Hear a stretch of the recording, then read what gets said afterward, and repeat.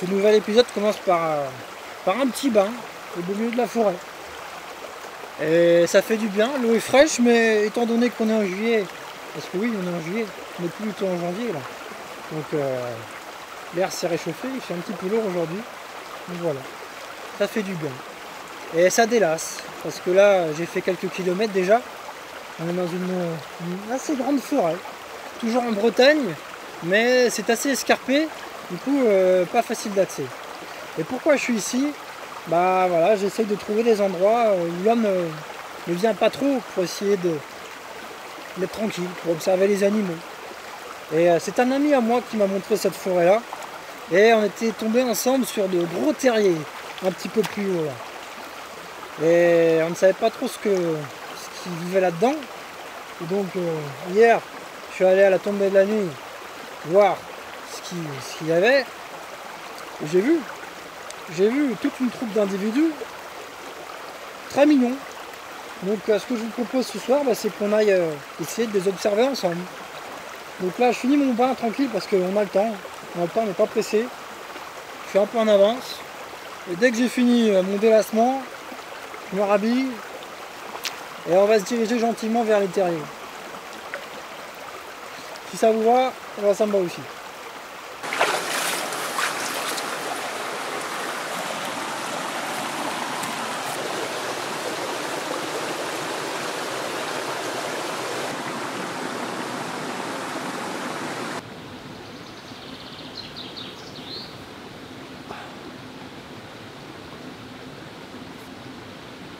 Ah merde.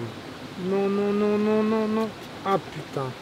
Bon, voilà, on rentre dans le vif du sujet. Le problème dans la nature, c'est que tu peux pas mettre ta peau à l'air. Depuis quelques années, il y a énormément de tiques. Et vraiment, ça, c'est un fléau.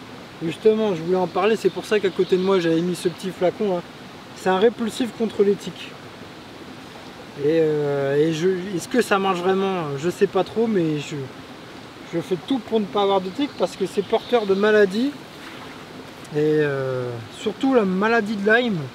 Et ça vraiment c'est vraiment une saleté comme maladie.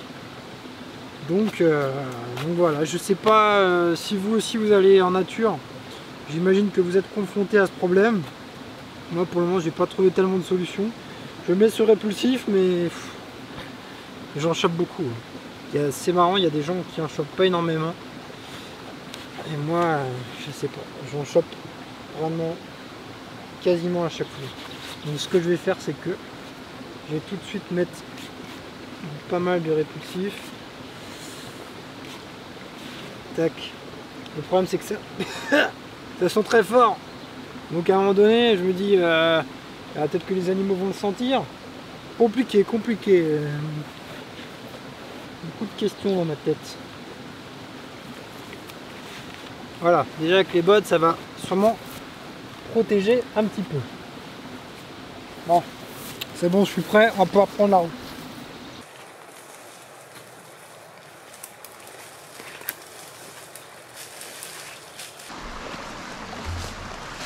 Bon allez, on est parti. Au final, j'ai pas grand chose à dire, puisque il n'y a pas de phase d'observation. Je sais où sont les animaux.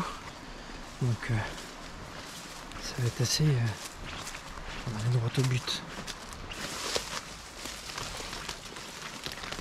Voilà, le problème c'est qu'ici, il n'y a pas beaucoup d'arbres. Donc il y a beaucoup de ronces. Donc ce que je vais faire, c'est que je vais monter directement droit comme ça. Voilà. Allez, go.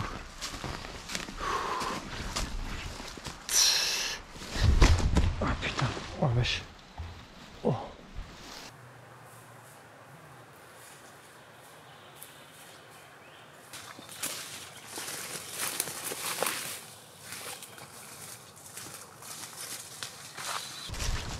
On vient d'arriver là où il y a les terriers. Là, on peut voir qu'il y a beaucoup de passages.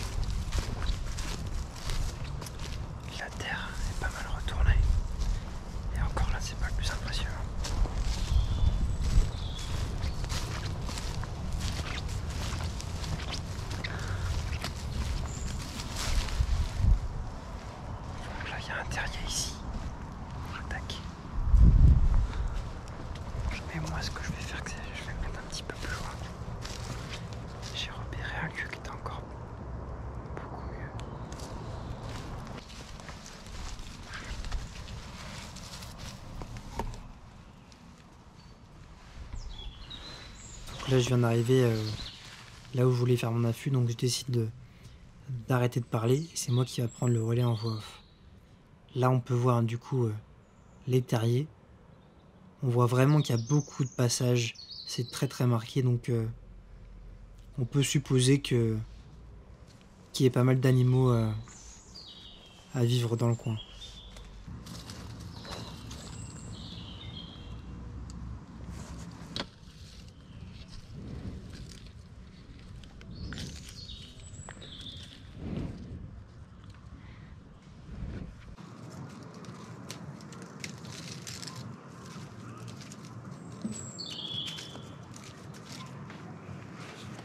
Du coup, je commence à m'installer, mais je prends mon temps parce que vraiment, je suis en avance.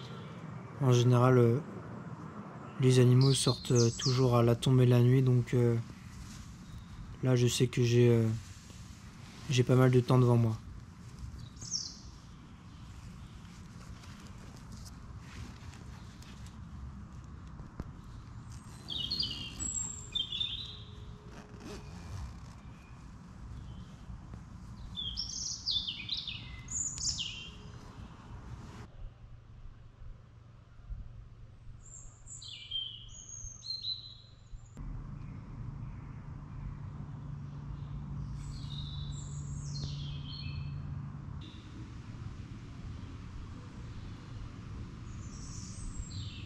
Et assez rapidement, j'entends à côté de moi comme un animal qui se gratte. Alors des fois, on a l'impression d'entendre des choses, mais au final, c'est des hallucinations. Mais là, vraiment, je sais qu'il y a quelque chose. Alors j'allume la caméra en direction des terriers, en espérant que c'est ici que ça se passe.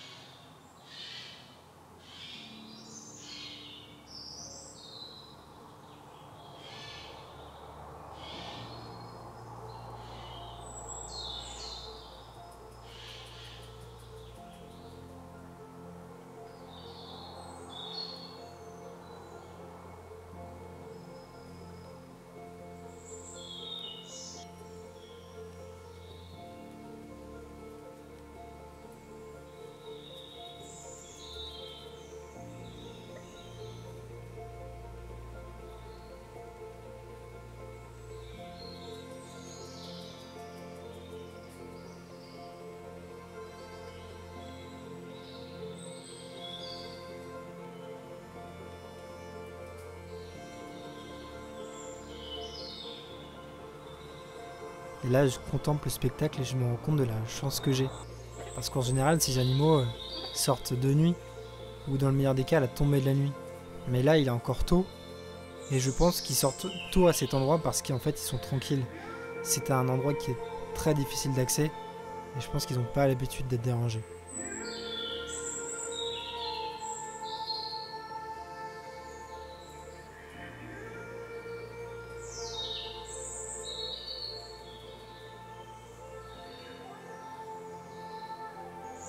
J'ai l'impression que cet endroit, c'est un peu leur cours de récréation.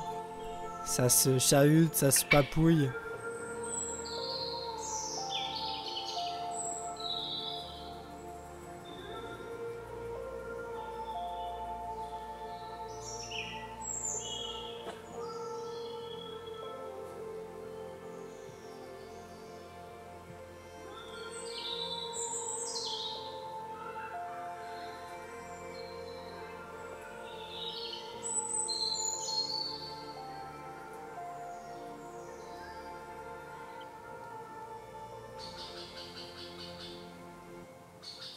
Et il y a un moment, on sent qu'il y a quelque chose qui change dans leur comportement.